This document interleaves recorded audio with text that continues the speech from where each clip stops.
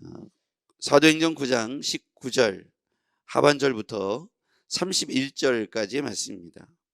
오늘 본문은 하반절부터 시작됩니다. 사울이 다메섹에 거기서부터 시작되겠습니다. 교독하여 읽겠습니다. 제가 먼저 읽죠.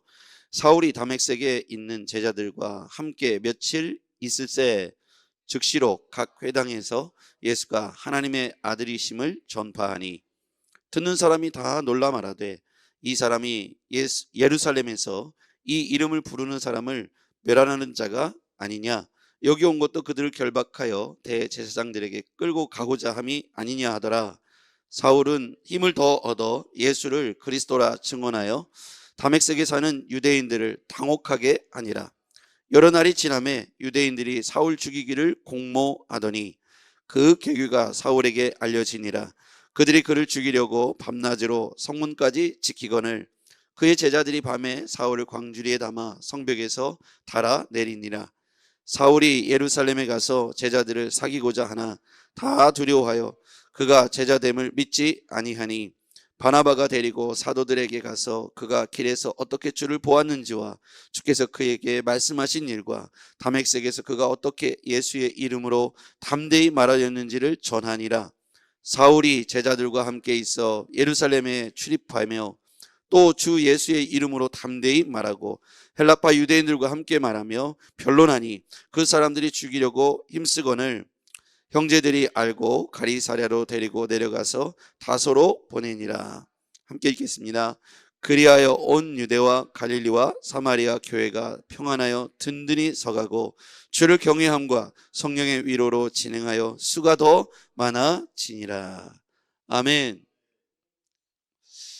오늘도 한 주간의 첫 시작을 우리가 함께 말씀과 기도로 함께하게 됨을 인하여 감사드립니다. 한 주간도 여러분 안에서 주의 주시는 평안과 위로와 그리고 소망이 있기를 주의 이름으로 축복합니다. 여러분 어제 말씀 기억하시죠? 어제 말씀은 모두가 박수 쳐주지 않을 때, 우리가 어떠한 일을 할 때 모두의 지지를 받으면 너무 좋은데 우리를 항상 박수 쳐주지 않습니다. 왜냐하면 각자 바라보는 시각과 현재의 형편이 다르기 때문에, 그래서 누구나 이렇게 잘 되는 것을 박수 쳐주지 않죠. 어떤 의기를 가질 때 그 의기에 대하여 동의하거나 지지하거나 박수 쳐주지 않을 수도 있습니다. 오히려 어제 느헤미야 4장 1절부터 6절까지의 말씀을 보면 느헤미야가 예루살렘 성벽 재건을 위해서 그가 민족과 함께 다시 일으켜 세우려고 할 때, 용기를 내고 한번 해보려고 할 때 주변에 사마리아 총독 산발랏은 비난하고 조롱하고 이스라엘의 유대의 다시 일어섬을 기뻐하지 않고 분노하는 걸 볼 수 있습니다. 그리고 적극적으로 방해하고요, 뭘 해보려고 하는 유다 민족을 흐트러 놓으려고 가진 계략을 다 꾸밉니다. 마치 이것은 영적으로 해석하자 보면 사단이 우리가 무엇인가를 도전하려고 할 때 기뻐하지 않고 적극적인 방해가 시작되죠. 오늘은 그런 본문의 또 다른 신약판이라고 생각합니다. 사울이 바울되어진 사건이 오늘 본문에 나와 있죠.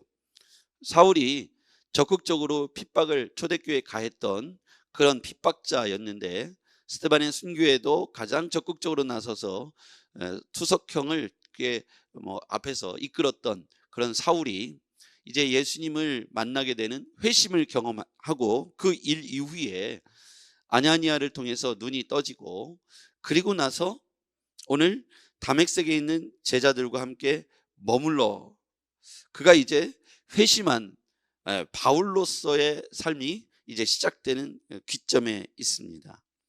그러니까 그 내부적으로 보면 예루살렘 공동체, 유다 공동체에도 사울이 어떠한 악한 인물이었는지 핍박자였는지를 다 소문으로 들었기 때문에 스데반의 순교에도 사울이 어떻게 관여했는지를 유대 공동체가 다 듣고 있었기 때문에 사실은 사울이 회심하고 주의 복음을 전하는 일에 이렇게 변화되었다는 말을 쉽게 받아들이기는 어려웠을 것 같아요. 그래서 바울이 사역함에 있어서 여러 가지 장애물과 걸림돌이 여전히 남아 있었고, 이쪽에서도 환영받지 못하고 저쪽에서도 환영받지 못하고, 원래 유대 제사장들 또 종교 지도자들로부터 열렬한 지지와 그리고 뭔가 그 당시에서 이렇게 역할을 하는 거에 대해서 기대감을 갖고 있었던 사울이지만, 그가 회심했다는 얘기는 유대 사회에서도 아마 소문이 금방 나서 그를 환영해 주지 않고 또 그 가운데 있었던 그를 향해서 지지를 철회하기도 하고 아마 그랬을 거라고 생각합니다. 반대로 이쪽 새롭게 변화되어 회심한 제자들 사이에서도 이 얼마나 악한 사람인지에 대해서 다들 소문을 들었기 때문에 경계하는 내용들이 오늘 본문에 나와 있습니다. 오늘 본문의 전체에 저는 핵심 키워드를 몇 개를 잡아봤습니다. 한번 보시죠. 자, 저는 20절에 나오는 첫 번째 단어 즉시로. 한번 여러분 동그라미를 쳐보시죠. 즉시로. 그 다음에 22절에 보면 힘을 더 얻어. 사울은 힘을 더 얻어 예수를 그리스도라. 그 다음에 증언하여. 힘을 더 얻어 증언하여. 그 다음에 27절에 보면 바나바가 데리고 사도들에게 가서 그가 길에서 어떻게 주를 보았는지와 주께서 그에게 말씀하신 일과 다메섹에서 그가 어떻게 예수의 이름으로 담대히 말하였는지를 전하니라. 저는 담대히 이렇게 몇 가지의 키워드를 이 본문에서 말하고 있는 핵심 단어들을 제 입장에서 이렇게 묵상하며 정해봤습니다. 제가 왜 즉시로라는 단어를 오늘 본문에서 핵심 단어로 정해봤냐면 사울이 이제 아나니아에 의해서 안수를 받고 눈이 띄어지고 얼마 되지 않아서 다메섹에 있는 제자들과 며칠을 있게 됩니다. 그런데 이 사람은 얼마 직전까지만 해도 다메섹으로 가면서 거기에서 예수 믿는 제자들을 잡아다가 또 핍박하려고 그렇게 방해하려고 길을 떠났던 사람이에요. 이 며칠 상간에 그는 회심을 했는데 여기 보면 20절에 보면 즉시로 각 회당에서 예수가 하나님의 아들이심을 전파했다고 전해져 있어요. 머뭇거리지 않고 즉시로 그 복음에, 그 사명에 쓰임받는 걸 볼 수가 있습니다. 여러분, 제자들을 예수님께서 부르실 때 보면 사실 예수님께서 전혀 배움도 없고 관계성도 갖고 있지 않았던 제자들을 그들의 삶의 일터에서 부르셨지 않습니까? 업으로 있던 그들을 부르실 때 제자들의 그 부르심에 응답하는 태도를 보면 그 단어가 이 즉시로라고 써 있지 않지만 제자들은 예수님의 콜링을 듣고 자신들의 그물을 내려두고 자신들의 배를 내려두고 가족들을 두고 즉시로 예수님을 따라서 그 길을 나섰기 때문에 하나님 앞에서 저는 쓰임받았다고 생각합니다. 부르심에 응답하는 다양한 방식이 있는데 어떤 사람들은 제가 조금만 시간을 주시면 제가 가서 이렇게 작별하고 오겠습니다, 더 준비하겠습니다 등등 이렇게 부르심에 응답하는 속도가 다를 수 있겠습니다. 베드로도 예수님께서 말씀하실 때 즉시로 응답하는 걸 볼 수 있고 오늘 나와 있는 사울도 즉시로 그가 복음의 현장에 들어가는 걸 볼 수가 있습니다. 믿음은 내 조건과 형편을 따지지 않고 하나님의 부르심에 즉시로 응답하는 것입니다. 믿음이 있으면 하나님의 부르심에 내 형편과 내 주머니, 내 주변 상황을 고려하지 않고 믿음이 있으면 오늘 즉시로 순종하는 것임을 오늘 본문을 통해서 알 수가 있습니다. 제가 개척을 할 때 사람들에게 이렇게 이제 새롭게 나가서 간증했을 때 그 주영훈 씨가 놀랬던, 그리고 조금 저를 이렇게 이야기했던 부분이 뭐냐면 하루 만에 개척을 어떻게 할 수 있는가에 관한 질문이었어요. 오전 9시 반에 이야기를 듣고 오후 1시에 여기를 계약했거든요. 그러니까 시간차로 보면 얼마 되지 않은 시간이죠. 근데 제가 제 인생에 몇 가지 중요한 결정이 있었는데 그 중에 하나가 그날 아침에 이야기 듣고 오후에 결정하고 바로 첫 번째 본 건물을 계약하고 그날부터 목회를 시작한 게 제가 제일 잘한 결정이다. 왜냐하면 제가 개척을 할 수 있는 환경보다 할 수 없는 환경이 훨씬 더 많았어요. 첫 번째는 돈이 없죠. 멤버가 없죠. 그리고 제가 준비가 안 돼 있었습니다. 그래서 누군가는 이렇게 말할 수 있었겠어요. 아니, 개척을 하려면 사람도 준비되고 돈도 준비되고 개척의 목회 철학도 준비되고 주보도 좀 준비해놓고 설교도 준비해놓고 전도지도 준비해놓고 이렇게 얘기하더라고요. 그 말이 맞을 수도 있지만 그 항목들을 쭉 열거해 보면 저는 거기에 부적합한 사람인 거예요. 저는 돈도 준비되어 있지 않았고 저는 개척 멤버도 준비되어 있지 않았고, 또 갑자기 이렇게 어떤 일을 시작함에 있어서 뭔가 배경적으로, 환경적으로 부모님이 믿음의 1대, 2대, 3대, 제가 3대쯤 돼서 영적인 후원도 받고 있지 못했고, 저는 믿음의 1대였고, 무엇인가 하려고 할 때 저는 뭐든지 준비되어 있지 않은 환경이었어요. 그러니까 준비를 하자고 말하고 환경을 말하고 성공의 조건을 말한다면, 언젠가 제가 이것들이 다 갖춰질 때까지 기다렸다면 아마 할 수 없는 환경들이 더 저에게 설득력 있게 다가와서 저는 아마 못했을 것 같아요. 다음으로 미뤘거나 했을 겁니다. 그 당시에 우리 이제 제가 섬겼던 교회 담임 목사님이 2년을 저에게 시간을 주셨어요. 아침에 이야기할 때 2년 동안 잘 준비해서, 그래서 개척을 해봐라, 이게 조건이었어요. 그때까지 사례비를 다 줄 테니까 기도원도 갔다 오고 열심히 준비해봐라, 이렇게 얘기했는데, 제가 만약에 2년을 준비했다면 저는 아마 개척을 못했을 거예요. 제가 2년을 준비해도 저는 돈이 없었거든요. 2년을 준비해도 제가 지금 그때나 지금이나 상황이 크게 달라지지 않았을 거예요. 제가 제일 잘한 일은 그날 즉시로 순종했다는 거예요. 그리고 나서 제가 1년 뒤에 이것에 대해서 글을 썼어요. 만약에 내가 그날 그렇게 담대하게 결정하지 않았더라면 아마 나는 개척을 못했을 거다. 그리고 제가 그때 감사 편지를 썼어요. 담임 목사님한테. 그날 나에게 그렇게 말해 주셔서 고맙다고. 만약에 그렇지 않았다면 나는 아마 거기에서 머물러서 계속 편안하고 안일한 삶의 방향을 추구했을 거라고. 제 인생에 제 계획대로 되지 않은 일이 참 많습니다. 제가 바라는 대로, 제가 기도한 대로 안 된 게 많아요. 그런데 하나님은 내가 생각하고 내가 바란, 내가 어떤 기대했던 일들은 다 나를 위해서 편한 길이었어요. 그런데 하나님은 그걸 그대로 용인하지 않고 하나님이 원하시는 삶의 방향으로 저를 이끌어 가시더라고요. 제가 대학 4학년, 신학대학교 4학년 때까지 저 아산에 있는 교회에서 전도사를 하고 있는데 청년부 담당이었어요. 그래서 저는 4학년 때 제 친구들이 1학년 마치고 2학년 마치고 갔는데도 다 군종병을 하고 있더라고요. 그럼 저는 4학년 마치고 중간에 가는 거니까 당연히 군종병이 될 거라고 생각하고 청년들과 함께 군종병이 되게 해달라고 기대감을 갖고 기도를 했습니다. 그 마음속에는 이런 마음이 도사리고 있었던 거예요. 군종병이 되면 점호도 안 받고 저 영예에서 생활하고 좀 더 편안하고 교회에서 하던 일을 하고, 이렇게 하면서 내 마음속에는 나는 교회 가서도 목회를 하는 사람이 되고 싶어라는 포장지와 그 알맹이에는 좀 더 편안하게 군생활하고 싶다는 생각이 그 안에 있었던 거죠.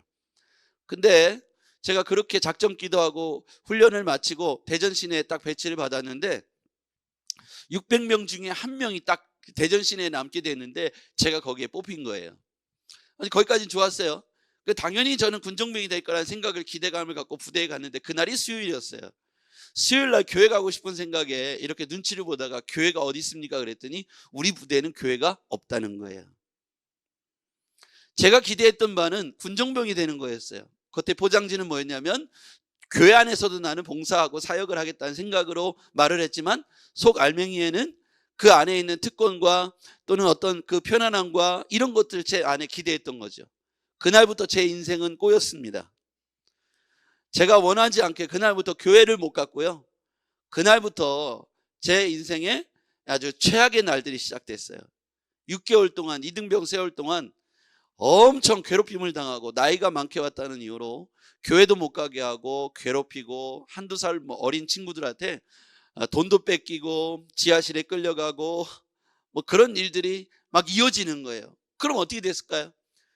제가 청년들과 철야하고 기도했던 시간들이 떠오르면서 원망이 나오기 시작했어요.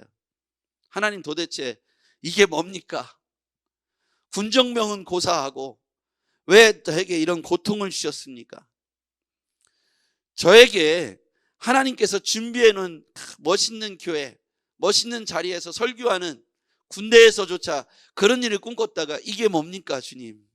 그런 시간과 물음이 하나님은 이곳에 안 계시군요 라는 결론에 도달했어요. 제가 그때 휴가 나와서 우리 박옥일사님 부부에게 이런 말을 했대요. 형, 군대에는 하나님이 안 계신 것 같아. 그 형수가 지금도 그 얘기해요. 목사님이 그때 그렇게 얘기했다고. 근데 제가 그렇게 느낄 만큼 고통스러웠던 거예요. 그런데 제가 그때 그 이등병의 시간이 지나고 일병이 되더라고요. 그때 제가 밖에 나가서 군종이라는 마크를 하나 새겨갖고 제가 개인적으로 달고 다니기 시작했어요. 나는 내가 그렇게 선포하고 기도했으니까 나는 오늘부터 내가 그냥 아무도 인정해 주지 않는데 내가 우리 부대의 군종병이다. 교회도 없는데 이걸 달고 다닌 거예요.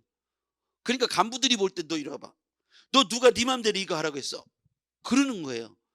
그러더니 그래도 제가 이렇게 신학대학 다니다 왔는데 제가 군종병 해야겠습니다. 그랬더니 그래? 그러면 네가 오늘부터 군종병 해라.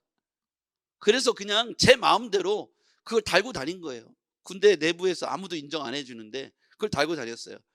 그리고 나서 부대가 4학년 때 금산으로 이상을 갔는데, 금산으로, 대전 시내에서 금산으로 이사 갔는데 제일 앞에 멋지게 교회가 생겼어요.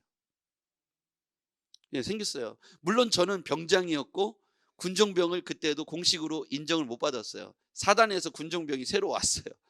예, 저는 이제 말년이기 때문에 제가 할 수가 없다는 거죠. 그러거나 말거나 저는 말년까지 군종병으로 제가 알아서 스스로 셀프 임명하고 셀프를 했어요. 어쩌면 우리가 원하는 방향으로, 내가 기대했던 방향으로 가지 않을 수 있어요.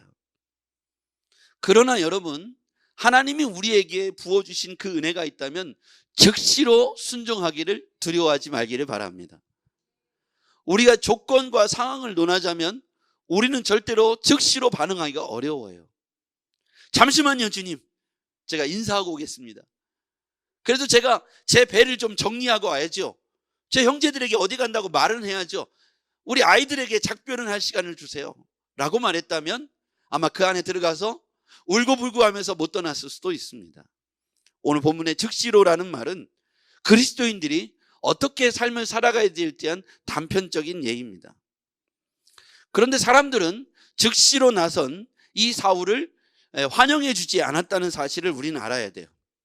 그럼에도 불구하고 그는 힘을 더 냅니다. 22절. 사람들이 그를 향해서 수군수군 됨에도 불구하고 사울은, 22절, 사울은 힘을 더 얻어 예수를 그리스도라 증언하여 다메섹에 사는 유대인들을 당혹하게 하니라. 그들이 그렇게 환영하지 않음에도 불구하고 힘을 더 내는 거예요. 그리고 더 열심히 증언합니다. 그리스도를 주라고 증언합니다. 그러니까 유대인들이 당황하게 되는 것이죠. 야, 이 사람이 도대체 어디에서 힘을 얻는가? 여러분, 외부적인 압력이 왔을 때 두 가지로 반응하는 것 같아요. 핍박이라고 본다면 어떤 사람은 더 힘을 냅니다. 핍박이 오니까, 열악하니까 더 기도하고 더 힘을 내죠. 만약에 그때 제가 군종이라는 마크를 달고 다니지 않았다면 저는 제대할 때까지 아마 제가 군종이라는 기도응답을 못 받았을 거예요. 하나님이 저에게 그 마음을 부어주신 것 같아요. 야, 그럼 네가 달고 다녀라. 부대 내에서 이런 일은 굉장히 위험한 발상입니다.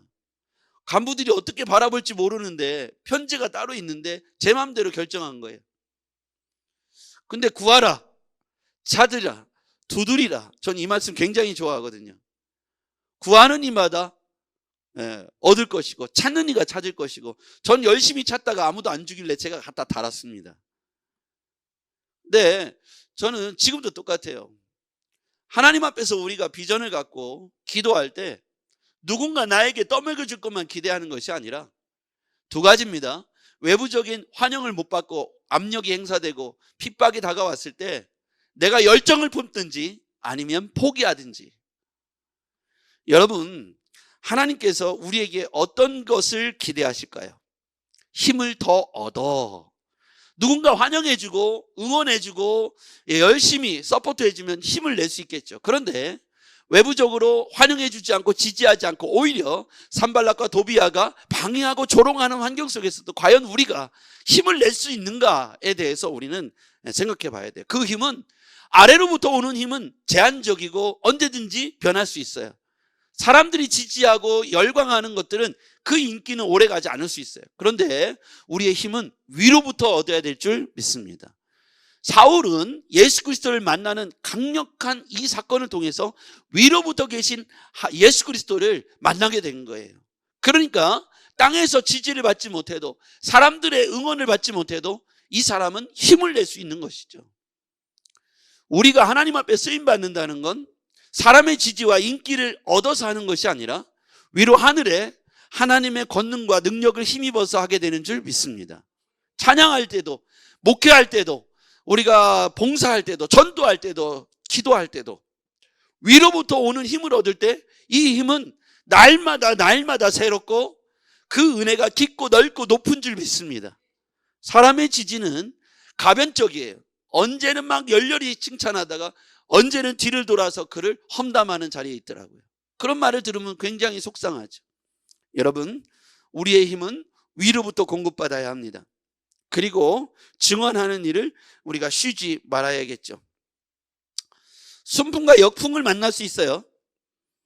누구나 우리를 지지해 줄 수도 있고 반대로 이렇게 적극적으로 방해할 수도 있고 핍박할 수도 있습니다.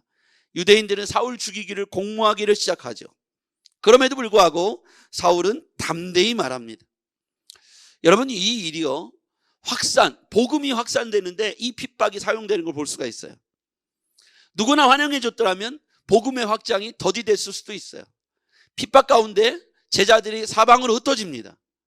그런데 이 흩어짐이 예루살렘에 똘똘 뭉쳐있던 이 공동체를 이방 땅으로 흩어놓았다는 거예요. 그래서 복음이 궁극적으로 응답되어지는데 예루살렘, 유대, 사마리아 땅끝 유대 공동체가 예루살렘에서 사마리아로 흩어진 사건은 예수께서 말씀하신 세계복음화의 시작이 핍박을 통해서 일어났다는 사실을 알 수가 있어요. 그들이 열렬히 지지를 받았고 환영을 받았다면 이 복음의 확산은 더디됐을 수도 있습니다. 핍박이 우리에게 닥쳐오는 이 고난이 결코 무익한 것은 아니다. 이것을 어떻게 해석하고 어떻게 바라보고 이것에 내가 어떻게 대응하느냐는 내가 열정을 품을 수도 있고 포기할 수도 있는 중요한 갈림길에 서게 된다는 거예요. 핍박은 오히려 우리를 더 빨리, 더 건강히, 더 안전하게 또는 더 열정적으로 달려갈 수 있도록 돕는 도구가 될 수 있어요. 하나님은 결국 궁극적으로 당신의 나라를 누구를 통해서든지 이뤄내실 거예요. 여러분과 제가 사울과 같이 핍박 중에도 더 적극적으로 하나님 앞에 열정을 품고 더 담대히, 더 힘을 얻어 주님 앞에 멋지게 쓰임받는 우리가 되기를 주의 이름으로 축복합니다. 기도하겠습니다. 전능하신 아버지 하나님, 오늘 우리가 주님 앞에서 여러 가지 고난과 환난과 역경을 만나지만 우리의 원하는 대로 되지 않을 수도 있지만 하나님께서 우리에게 궁극적으로 원하시는 그 목표 지점에 도달할 때까지 더 힘을 얻어 더 적시로 열심히 주님 앞에 나아갈 수 있도록 날마다 그 은혜를 새롭게 하여 주시옵소서. 예수님의 이름으로 기도했습니다. 아멘.